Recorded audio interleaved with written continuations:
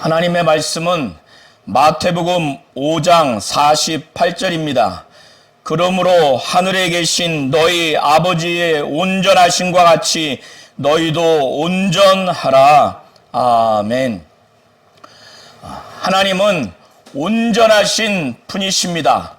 하나님이 온전하시기 때문에 그의 속성과 그의 성품과 그의 뜻이 온전하십니다. 하나님의 말씀 또한 온전하고 하나님이 행하시는 일이 온전하십니다. 하나님의 감정 또한 온전하신 겁니다.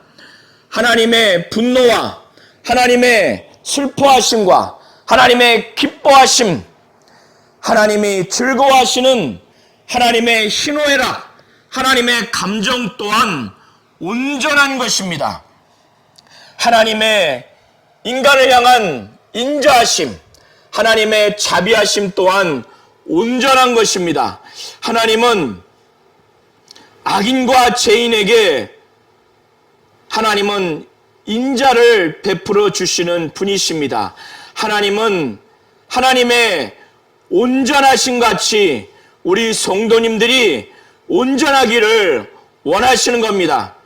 오늘 본문을 통해서 하나님이 악인과 선인에게, 의로운 자와 또 의롭지 못한 자들에게, 불의한 자들에게도 하나님은 하나님의 인자하심을 나타내 주신 것처럼 하나님의 자비하심대로 우리 성도님들이 자비하기를 원하시는 겁니다.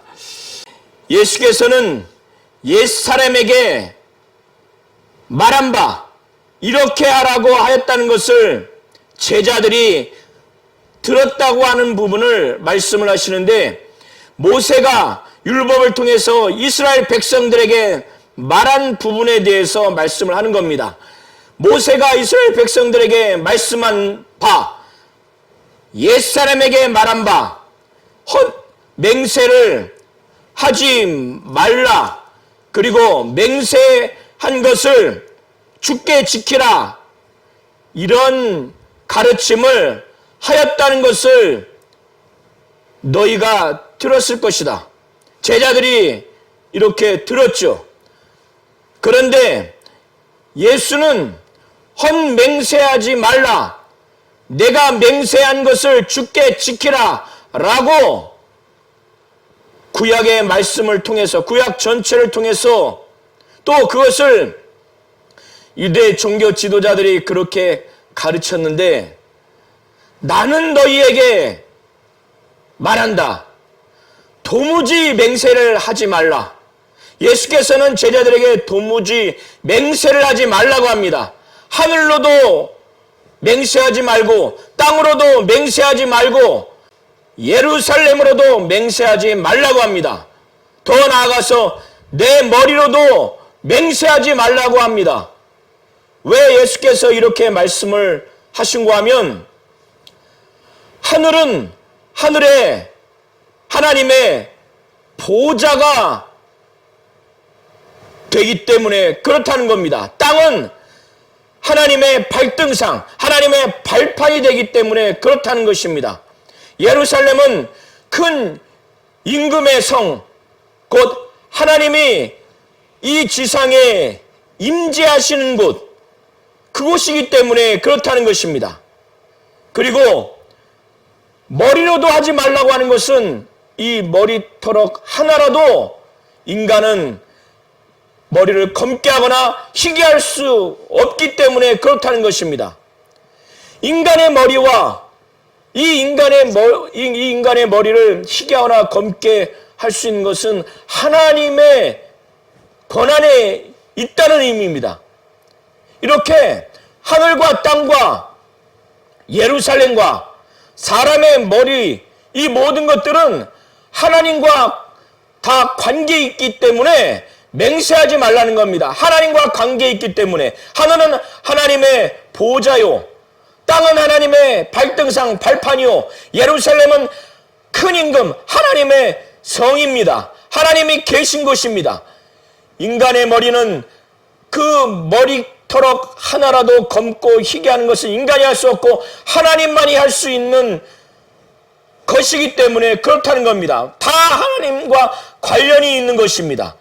그렇기 때문에 인간은 어떠한 권한도 없기 때문에 이 네 가지를 대상으로 해서 맹세하지 말라는 겁니다. 이 당시에는 이렇게 맹세를 했어요.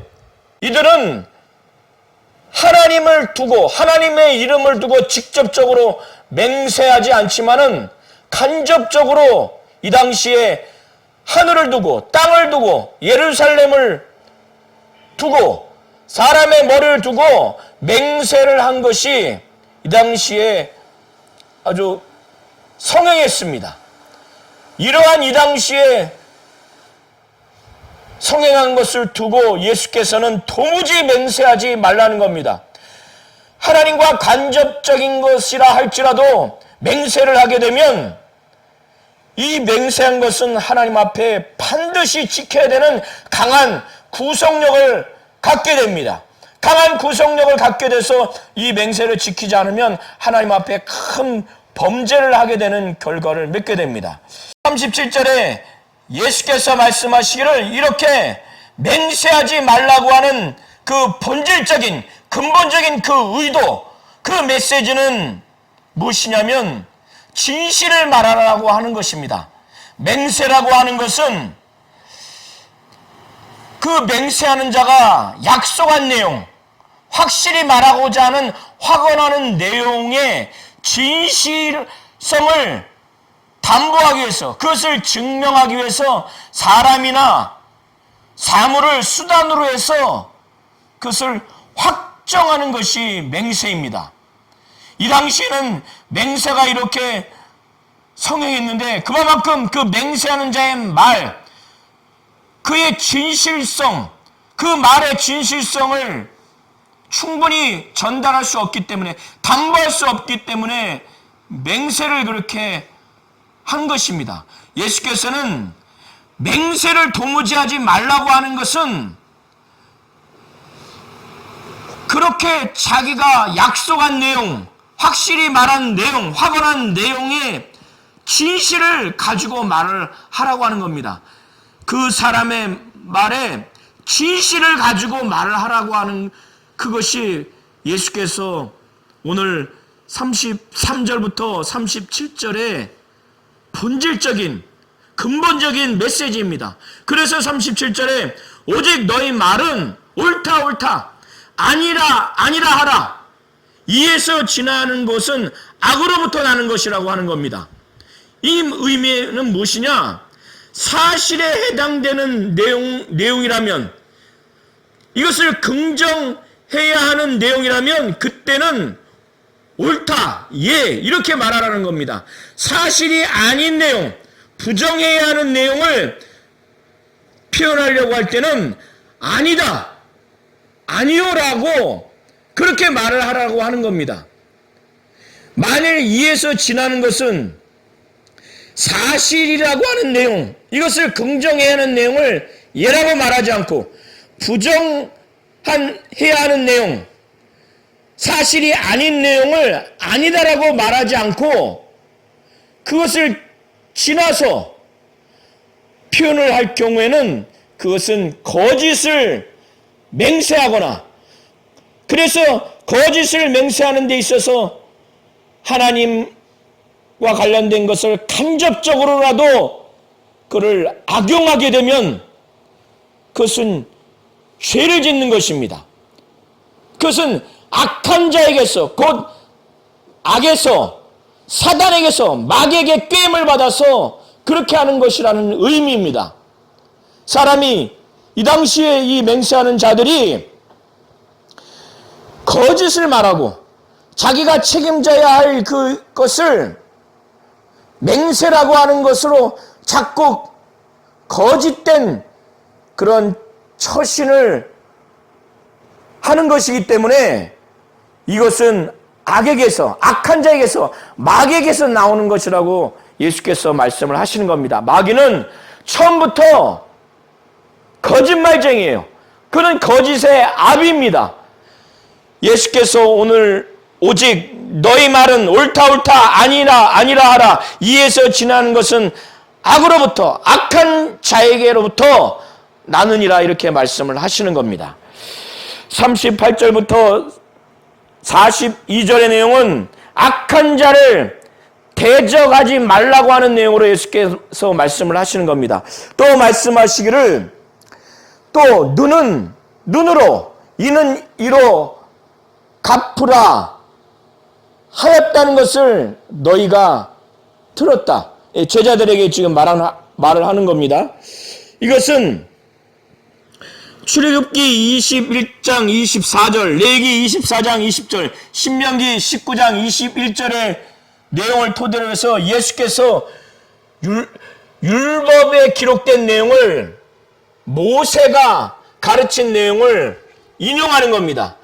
그 모세가 가르치기를 눈은 눈으로 이는 입으로 갚으라 이렇게 하였다는 것을 제자들 너희가 들었다. 그러나 나는 너희에게 말한다 하시면서 예수께서 말씀하시기를 악한 자를 대적하지 말라고 하는 겁니다.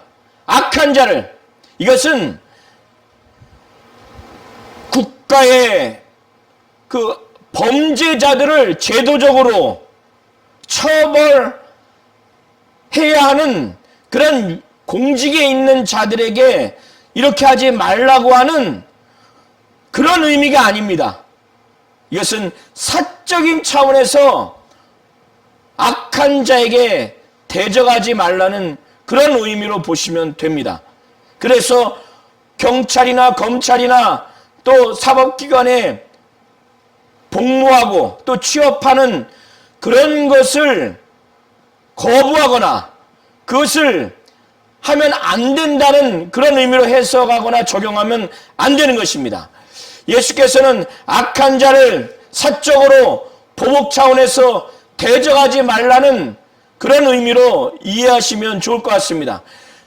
이런 차원에서 악한 자에게 대적하지 말라고 하시면서 구체적인 예로 말씀하시기를 누구든지 내 오른편 뺨을 빡 치거든 왼편까지 돌려대라고 하는 겁니다.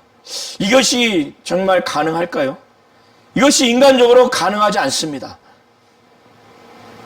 한번 오른편을 이 손등으로 세게 맞으면 대부분의 사람은 분노가 일어나고 똑같이 치려고 할 것입니다. 그러나 예수께서는 왼편마저 대라고 하는 겁니다. 그리고 송사해서 고발해서 속옷을 취하려고 하는 자에게 겉옷까지 가지도록 그렇게 하라는 겁니다. 이 당시에 유대인들의 그 겉옷은 도자기 역할도 하기도 했지만은 저녁에는 이불 역할도 한 그런 물품입니다.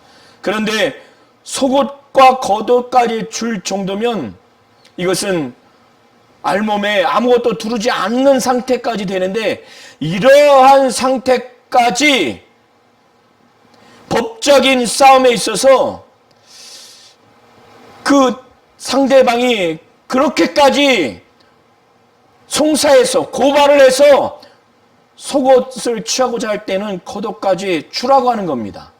이것이 인간적으로 가능할까요? 그러나 예수께서는 이걸 이렇게까지 하라는 겁니다. 또 이 당시에 로마 제국이 유대 그 이스라엘을 지배했기 때문에 로마 그 군인들이 이스라엘 사람들을 유대인들을 징집할 수가 있었습니다. 그리고 부역시킬 수가 있었어요. 그래서 그것을 배경으로 해서 예수께서 말씀하시는 것으로 보입니다. 너로 억지로 누구든지 오리를 가게 하거든 1.5km에서 2km 사이에 대략 그 거리를 억지로 가게 하거든 십리를 동행하라고 하는 거예요. 십리를. 이렇게 하기 싫은 일을 억지로 하게 했을 때 그렇게 하라는 겁니다. 그렇게 하라는 겁니다. 이것이 과연 가능할까요? 이것 또한 가능하지 않습니다. 그리고 가난한 자, 궁핍한 자가 내게 구하거든 주라는 거예요. 또 뭔가 빌리려고 하거든, 꿀려고 하거든 거절하지 말라는 겁니다. 가난한 자들을 향해서 무엇을 받고자 하는 마음으로 그렇게 하는 것이 아니라 주님의 그 자비하심, 하나님의 인자하심을 가지고 그를 불쌍히 여겨서 그냥 주라는 거예요. 너무나 필요하니까 내게 주지 않으면, 구워주지 않으면 생활할 수 없는, 생활하기조차 어려운 그런 사람들을 두고 아마 말씀을 하셨을 겁니다. 그냥 주라는 거예요. 그걸 받기를 바라지 말고, 되돌려 받기를 바라지 말고 그냥 구워주라는 겁니다. 거절하지 말라는 겁니다. 이건 정말 대단히 쉽지 않은 거예요. 이것이 바리새인과 서기관들이 율법을 문자적으로 피상적인 내용으로 행해서 그들이 얻으려고 했던 의, 그들 나름대로 자칭 얻었던 의보다 더 나은 의를 예수께서 지금 율법을 토대로 해서 해석해 주시고 가르쳐 주시고 그대로 행하라고 이렇게 말씀을 하시는 겁니다. 그리고 43절부터 48절의 내용은 원수를 사랑하라고 하는 그런 내용입니다. 예수께서는 또 말씀하시기를 레위기 19장 18절의 내용을 근거로 해서 모세를 통해서 너희가 이렇게 하라고 하는 가르침의 내용을 들었을 것이다. 그래서 예수께서 말씀하시기를 또 내 이웃을 사랑하라, 내 원수를 미워하라. 모세가 이렇게 말하는 것을, 이렇게 하였다는 것을 너희가 들었다. 그러나 나는 너희에게 이르노니 너희 원수를 사랑하라는 거예요. 그리고 너희를 박해하는 자, 너희를 핍박하는 자를 위해서 기도하라는 겁니다. 우리를 저주하고 우리에게 욕하고 우리를 모욕스럽게 하는 그런 원수를 사랑하라는 거예요. 우리의 신체적인, 정신적인 그런 핍박, 그런 박해를 하는 자를 위해서 기도하라는 겁니다. 그런 자들을 향해서 사랑한다는 것, 그런 자들을 위해서 기도한다는 게 가능할까요? 정말 인간적으로는 가능하지 않습니다. 그러나 예수께서는 그렇게 하라는 거예요. 이렇게만 한다면, 원수를 사랑한다면, 우리를 핍박하고 박해하는 자를 위해서 하나님 정말 저를 위해서 복을 주시옵소서, 그가 잘되게 해주시옵소서, 이렇게 기도한다는 것은 진정으로 그가 잘되기를 바란다는 것인데, 나에게 박해하는 자, 나를 핍박하는 자를 향해서 그렇게 기도한다는 게 인간적으로 가능하지가 않습니다. 불가능한 겁니다. 그러나 예수께서 그렇게 하라는 거예요.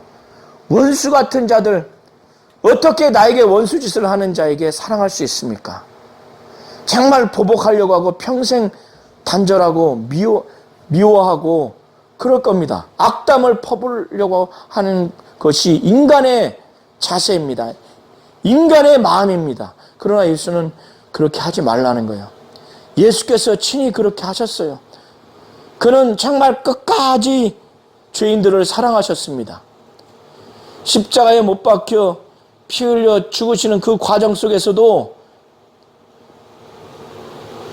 그들을 위해서 하나님, 정말 저들이 하는 짓을 알지 못합니다. 저들의 죄를 사해 주옵소서, 이렇게 기도를 합니다. 주님이 그렇게 했기 때문에 우리도 당연히 이렇게 하도록 특별히 먼저 제자들에게 이렇게 말씀을 하시는 겁니다. 예수께서 이렇게 원수를 사랑하고 박해하는 자를 위해서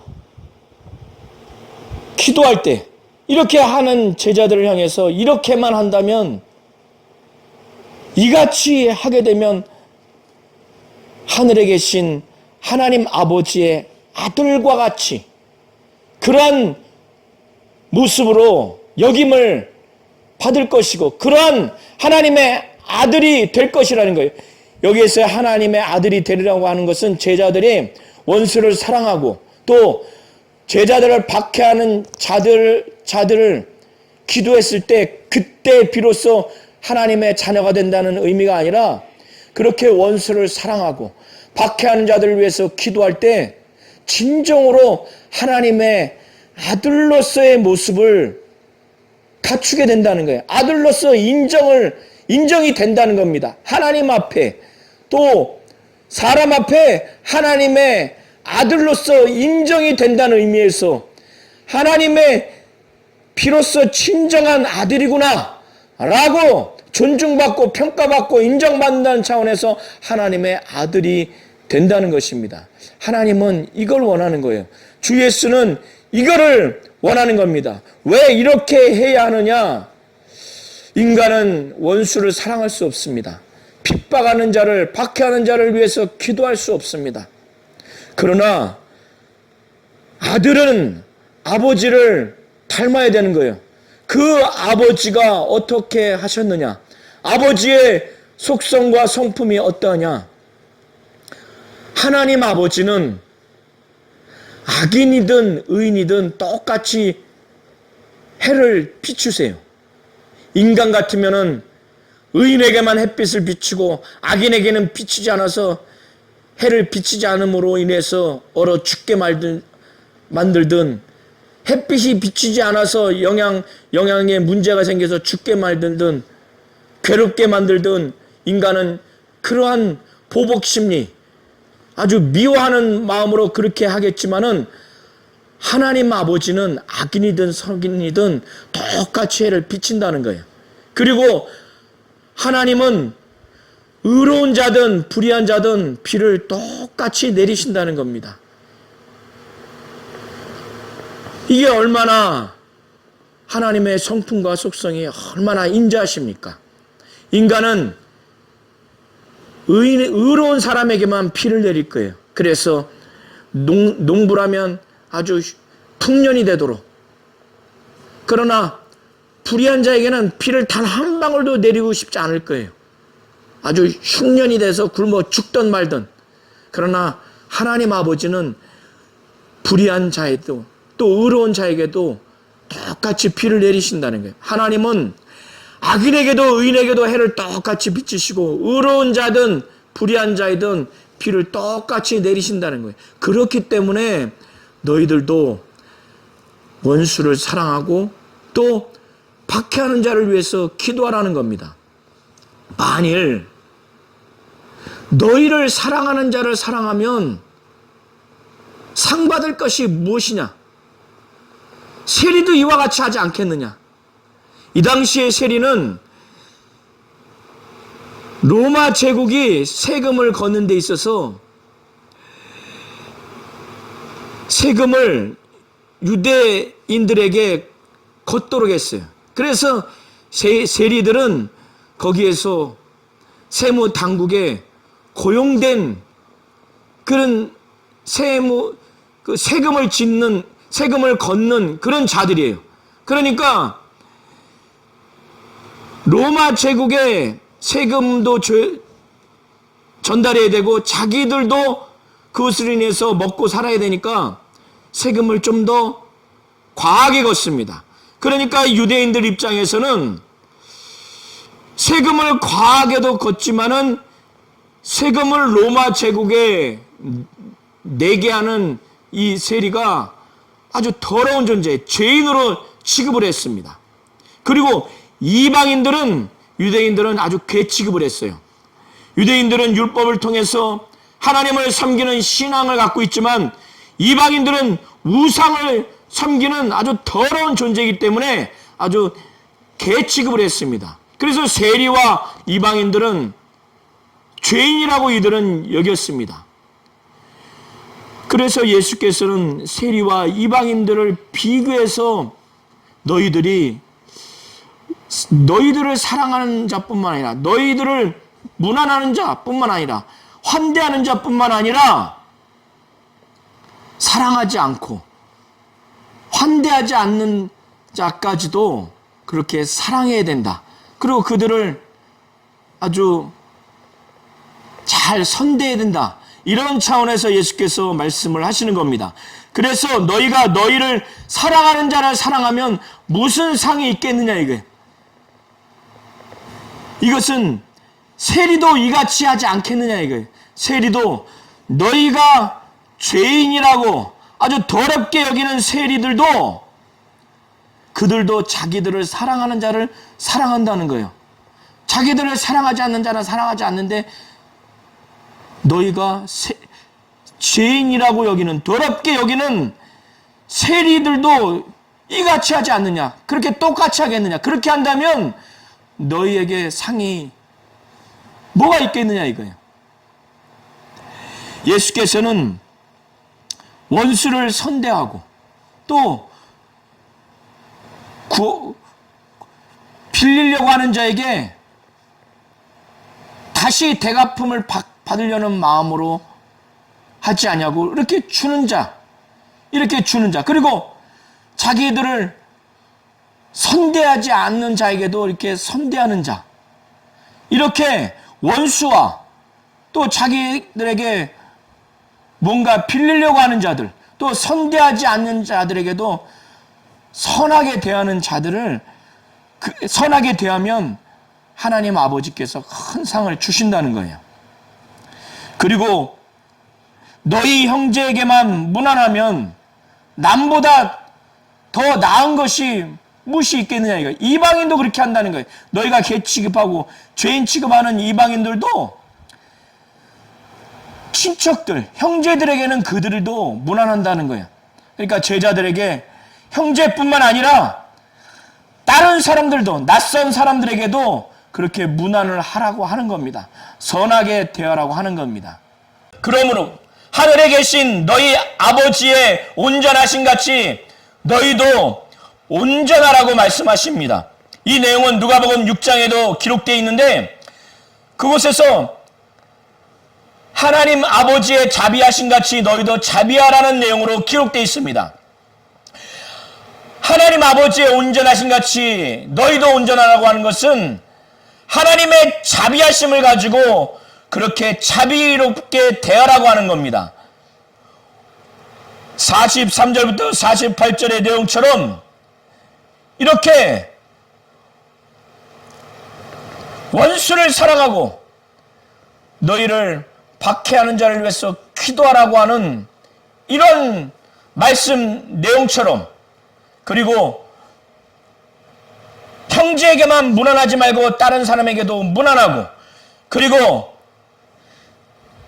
제자들을 사랑하는 자만 사랑하지 않냐고 미워하는 자, 무관심한 자에게도 사랑하라고 하는 이런 말씀을 전제로 하면서, 이 말씀을 하시면서 인간은 인자할 수 없고 자비로울 수 없지만은 너희 아버지, 하나님 아버지가 이렇게 악인과 의인에게도 또 의로운 자와 불의한 자에게도 해를 비치고 피를 내려주신 것처럼 이렇게 인자심을 베풀어 주신 것처럼 그렇게 하나님 아버지가 자비하심으로 모든 사람을 그렇게 자비롭게 대한 것처럼 너희도 그렇게 자비함으로 하나님 아버지의 자비하심과 같이 그렇게 자비하라고, 악인과 선인에게도 불의한 자와 의로운 자에게도 너희도 하나님 아버지의 자비하심 같이 너희도